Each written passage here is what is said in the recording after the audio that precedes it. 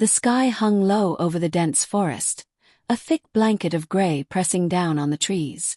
Snow had not yet fallen, but the cold already whispered through the branches like a warning. Amelia clutched the basket tighter in her gloved hands, the rough twigs poking through the woven sides as she walked silently along the narrow trail she had followed since childhood. She didn't mind the solitude. Out here, away from the noise of the town, she could breathe. No one asking questions.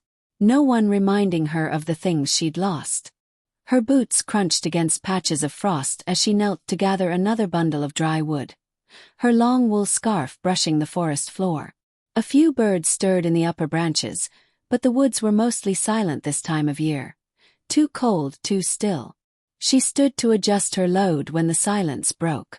A branch snapped behind her. Loud. Too close. Amelia turned quickly, heart thudding. First she saw nothing. Just trees. Bare trunks. The quiet returned. She stared for a moment longer, then exhaled slowly and turned back to her basket. That's when she heard it. A muffled grunt, followed by a heavy thud. She whipped around. A man, dirty, bleeding, had collapsed in the snow barely 5 feet from where she stood. He was on his hands and knees, gasping for breath, his clothes torn and soaked with sweat. Blood oozed from a gash on his side. His face looked up at her, pale and desperate, eyes wide like a hunted animal. And then, with what little strength he had left, he whispered, "Don't let them find me." Then he collapsed completely, face down in the leaves and frost. Amelia froze. For a few seconds she couldn't breathe. Her brain screamed at her to run, to turn and sprint down the path back to her cabin. This wasn't her problem. This wasn't her world. But something in the way he said it, the fear in his voice, grabbed hold of her. "Hey," she said, hesitantly approaching. "Can you hear me?" She knelt beside him, dropping her basket. His back rose and fell with shallow breaths. He was alive for now. Amelia looked around. Nothing. No movement. No footsteps behind him. No sound. She touched his shoulder. "Can you walk?" No answer. The gash in his side was deep. He needed help fast. Amelia didn't think. She just acted. Years of taking care of her aging father had taught her to move fast when someone was in trouble. She slid her hands under his arms and pulled. He groaned softly, but his eyes never opened. It was nearly a half-mile back to the cabin. She dragged him, inch by inch, through the trees, her muscles screaming, the cold biting at her fingers and ears. Twice she paused to catch her breath. Once she thought she heard a distant shout. She looked up, holding her breath. But the woods remained still. When she finally reached the cabin, a modest wooden structure half hidden in the trees, her arms were trembling with fatigue. She kicked the door open, dragged the man inside, and slammed it shut behind her. The warmth hit her immediately. The fireplace still glowed from earlier that morning. She lay the stranger on the rug, grabbed a blanket, and began cutting away his torn shirt. The wound was worse than she thought. Deep and jagged, as if from a knife. He was lucky to be alive.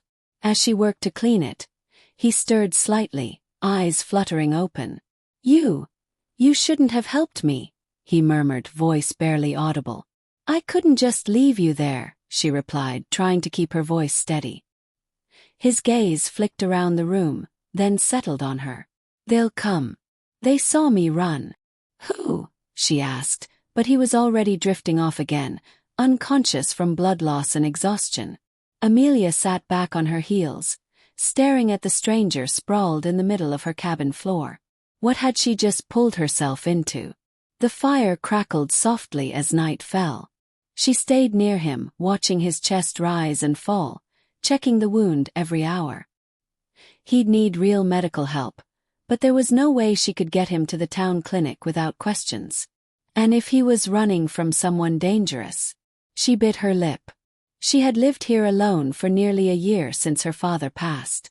She didn't trust easily. But something about this man's panic. It wasn't just criminal fear. It was deeper. He looked terrified of something more than punishment. Later that night, as the wind howled against the windows, she heard a sound that made her blood run cold. Voices. In the woods. Male voices. Blows. She extinguished the lantern. The cabin went dark. Only the fire's embers glowed. She moved silently to the window and peered through a crack in the shutters. 2 figures walked past the trees near her path. Flashlights. Guns. They didn't knock. They didn't call out. They just moved through the woods, scanning. Looking. Her breath caught. She stayed perfectly still until the footsteps faded into the distance. When she turned around, the man on the floor was awake. Their eyes met. "You saw them," she whispered. He nodded weakly. "Who are you?" she asked, voice barely audible. He swallowed hard. "Someone they don't want to testify." Amelia barely slept that night. Every time she closed her eyes, she imagined the shadows of those men returning. This time knocking, breaking in, finding him on her floor. The stranger remained unconscious for most of the night, though once he stirred, wincing from the pain, and whispered something she couldn't make out. Morning arrived with a dull, cold light seeping through the frosted window panes. Snow had finally begun to fall. Thin flakes drifted down steadily, blanketing the woods in silence again, as if trying to cover the danger that had crept so close the night before. Amelia stood at the stove, boiling water to clean his wound again. Her hands were steady now, her mind less so. She still didn't know his name. He hadn't said much before passing out again. But one thing was certain. He was in trouble. Serious trouble. And now so was she. As the kettle whistled, the man groaned and shifted on the rug. Amelia rushed over. His eyes blinked open slowly. Dull brown eyes, rimmed with fatigue and pain. He tried to sit up, but she gently pressed him back down. "You need to rest," she said. "You're not going anywhere like this." He stared at her for a moment, as if trying to piece together where he was. Then he remembered. She saw it in the tension that gripped his jaw. "You pulled me out of the woods," he said, voice hoarse. "Thank you." Amelia nodded slowly. "You were bleeding badly. I had no choice." He gave a bitter smile. "You had a choice. Most people would have walked away." She didn't answer. She poured hot water into a bowl, tore a strip of cloth, and began cleaning the edges of his wound. "I need to know your name," she said quietly. Long pause. He looked at her like he wasn't sure if he could trust her yet. Finally he answered. "Daniel. Just Daniel." He gave her a tired glance. "Let's stick with that for now." "Fine," she said, not pushing. "Daniel." She worked silently for a few minutes. "You said they don't want you to testify," she said eventually. "Who are they?" Daniel sighed and turned his face to the ceiling. "They're not police. Not officially. Mercs. Private. They work for a man who doesn't like witnesses." "Witnesses to what?" He didn't answer right away. "I used to handle logistics for a shipping company. Then I found out what was really being moved in the cargo crates. Guns. Drugs. Sometimes people." Amelia's hand stopped moving. "I filed a report," he continued. "Tried to alert the right people. Thought I could stay anonymous. But it didn't work. They found out. They've been chasing me for 2 weeks." She stood and walked to the window. The snow was falling harder now, wind pushing it sideways against the glass. "You can't stay here," she said softly. "Not forever. I just need a few days. Enough time to heal a little, then I'll keep moving." She turned back to him. "Where will you go?" He shook his head. "Anywhere they're not. Doesn't matter." There was something in his voice, resignation maybe. As if he didn't really believe he'd make it out alive. Amelia crossed her arms. She felt the weight of her decision settling deeper into her chest. She could still go to the police. Still tell someone. But would they listen? Or would they do what people always did? Ignore the quiet woman who lived alone in the woods, who kept her head down and minded her own business. She moved back toward the fire and threw another log on. "You'll stay here," she said finally. "Until you're strong enough to walk on your own." Daniel looked at her with something close to disbelief. "You sure?" No, she admitted. But I'm doing it anyway. Over the next 2 days, Amelia did what she could. She rationed her food, cooked quietly, and made sure no smoke rose from the chimney. She even placed blackout blankets over the windows, just in case. Daniel improved slowly. He could sit up by the end of the second day, though walking was still out of the question. In those long hours of silence, a strange bond began to form between them. Fragile, hesitant, but real. He wasn't what she expected. Not a criminal, not a liar. Just a man caught in something too big for him to handle. And she was beginning to realize how long it had been since someone had spoken to her without pity. On the third morning, Amelia was outside gathering more wood when she saw them. Boot prints. Fresh. Not hers. She froze, heart pounding, and scanned the trees. The forest was quiet, too quiet.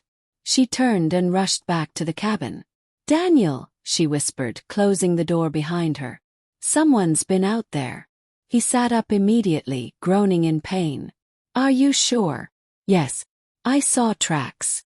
His face darkened. "They're getting closer. What do we do?" He looked at her for a long time. "If they find me here, they won't hesitate. And they won't leave witnesses." She felt the cold settle deeper inside her. "Then we make sure they don't find you," she said. For the first time, she saw fear in his eyes. Not for himself, but for her. "You didn't ask for this, Amelia. I can go tonight if I have to." But she was already pulling out an old canvas bag, stuffing it with supplies. Bandages, food, a map. "We'll figure something out," she said. "But if you go, you're not going alone." By dusk, the snow had deepened, covering the prints Amelia had seen that morning. But the unease remained, coiled like a snake just beneath her skin. She had tried to distract herself, chopping wood, cooking a pot of thin soup, even pretending to read. But her eyes kept flicking to the door, to the window, to the faintest creak in the floorboards. Daniel, now able to sit for longer periods, sat near the fire. His back braced against the wall. His face was still pale, and the pain showed every time he moved, but his eyes were sharper. He was watching her, reading the room, the way soldiers do before a battle. "They'll come tonight," he said quietly. Amelia paused mid-stir, her spoon hanging in the air. "How do you know?" "Because they're getting desperate," he replied. "Snow's picking up. If they don't find me soon, they'll assume I crossed the river. They'll make their move while they still think I'm nearby." She sat down across from him, heart heavy. "Then what do we do?" He hesitated. "You still have that back shed behind the tree line." She nodded slowly. The shed hadn't been used in years, not since her father passed. "Help me get there," he said. "If they show up, they'll search the house. But they won't look where the snow hasn't been disturbed in a while." "You can't walk," she protested. "I'll crawl if I have to." She looked at him, really looked, and saw the strain behind his calm. But also determination. "Fine," she said. "We'll go after dark." At nightfall, the forest was deathly silent. No wind. No birds. No cracking branches. Just the muffled stillness of snow settling on the earth. Amelia helped Daniel to his feet, his arm over her shoulders, his weight heavier than she remembered. He gritted his teeth but didn't complain. The snow was up to their calves. Every step left a trail, and that terrified her. She glanced behind them as they trudged toward the old shed, a dark, rotting structure hidden beneath drooping pines. Inside, it smelled of mold and damp earth. Cobwebs hung like lace from the rafters. But it would do. Amelia helped him lie down on an old pile of blankets she'd found. He winced but said nothing. "You'll be safe here for a few hours," she said, crouching next to him. He caught her hand before she could leave. "If they come, you don't protect me. You say I forced you. You save yourself." She looked at him, eyes hard. "That's not how this works." Beat passed. Then he nodded, almost smiling. She returned to the house, brushing away their tracks with an old pine branch as best she could. Her heart beat like a drum inside her chest. Each step back to the cabin felt heavier. Inside she kept the fire low. The cabin was dim, quiet. The kettle hissed faintly, the only sound in the room. Then 3 knocks. She froze. Another knock. Firmer. She moved slowly to the door and opened it just a crack. 3 men stood there. Heavy coats. Black gloves. One of them had a badge. Private security. The others looked like ex-military. "Evening, ma'am," said the leader. His voice smooth, rehearsed. "Sorry to trouble you. We're looking for a man. Injured, probably bleeding. He's dangerous. Escaped custody this morning." Amelia furrowed her brow. "I haven't seen anyone. Mind if we take a quick look around?" he asked, smiling politely, but there was nothing friendly in his eyes. She hesitated, then stepped aside. They entered. One man swept the room with his eyes, checking corners behind doors. Another opened the pantry, the closet. "You live here alone?" the leader asked. "Yes." "No family?" She stared at him. "No one left." He nodded as if that was the answer he expected. He glanced at the floor near the fireplace, and for a second, she thought he'd seen the old bloodstain on the rug. Her stomach tightened. Then footsteps outside. Crunching through snow. The 3rd man rushed back in. Footprints. Fresh. The leader's smile dropped. "Where?" "Heading into the woods. Toward the shed." Amelia's blood turned to ice. "I thought you said you hadn't seen anyone," the man said coldly. I didn't," she stammered. "I don't know who." He was already out the door. She stood frozen, then bolted after them. Her feet slipped in the snow, but she ran anyway, heart screaming in her chest. They reached the shed. The door was ajar. One of the men kicked it open. "Me." "Only blankets. No Daniel." The men searched inside, cursing. "Tracks lead out the back," one said. "He's moving." "Split up," barked the leader. "He's close." They vanished into the trees. Amelia stood near the shed, panting, snowflakes melting on her face. She didn't understand. He couldn't have run. He could barely stand. Then a whisper behind her. "Amelia!" He turned. Daniel stood a few feet away, leaning against the trunk of a thick pine, barely upright. His breathing was ragged, his face ashen, but his eyes were locked on hers. "I heard them coming," he whispered. "I crawled through the back wall. Loose board." She ran to him and helped him move. "We have to go now. They're splitting up." He nodded. "There's a ravine half a mile east. If we make it there, we can lose them." They didn't stop to argue.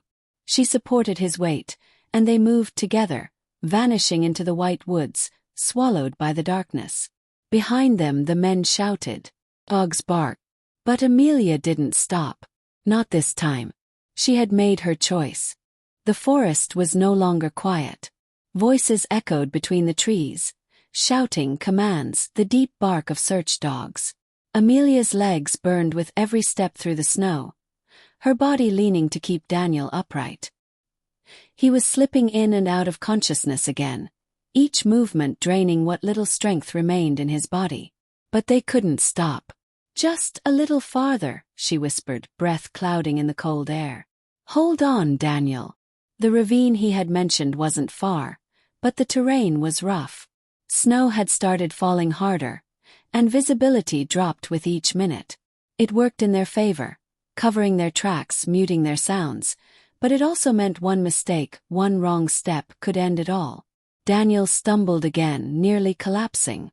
Amelia caught him with both arms and gritted her teeth. She had never carried so much weight in her life, physically or emotionally. "Talk to me," she said sharply. "Tell me something. Anything. Stay with me." I was going to testify in D.C., he mumbled. "Federal transport got intercepted. That man, his real name's Keller, owns a private army. Money from every black market you can name." Amelia didn't understand half of what he said, but she knew one thing. He wasn't just some whistleblower. He had information powerful enough to get people killed. "We're almost there," she said, spotting the dark outline of trees dropping off steeply into the ravine. They slid down the incline, half falling, half climbing, landing hard at the bottom. A frozen stream snaked through the narrow channel, and along its edge, tall rocks jutted out, natural cover. She pulled Daniel behind one of the larger ones and collapsed beside him, heart thudding wildly. "Can't run anymore," he rasped. "If they find us here." She put a hand on his face. "Then I make sure they don't."